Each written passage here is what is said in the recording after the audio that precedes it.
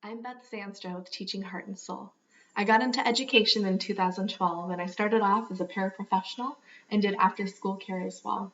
And during that time, I really enjoyed the students. I loved building relationships with them and I loved investing in them and seeing growth and being responsible for that. So during that time, I decided to become an elementary teacher. And then I became an elementary teacher. And again, there were so many aspects of that job that were amazing.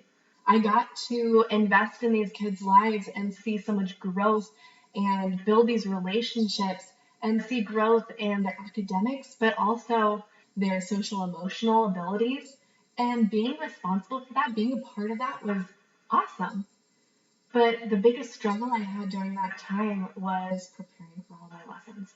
I got 45 minutes a day to lesson plan, and half of those days were taken up by meetings.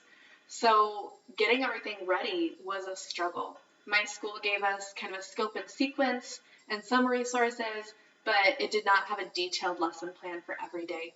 So I started filling in the gaps and creating those resources and then sharing them with my coworkers who were super thankful because here I am adding a couple extra hours to every day of my schedule to be able to do this.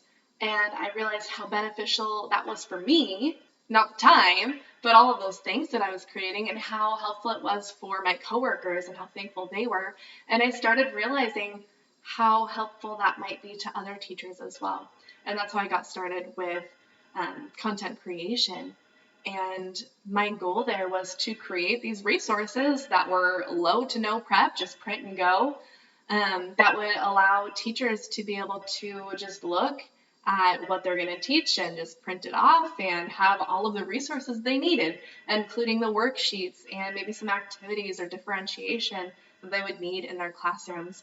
And so I started Teaching Heart and Soul to do all of that prep work so that other teachers could get back to the heart and soul of teaching and concentrate on their students instead of lesson planning.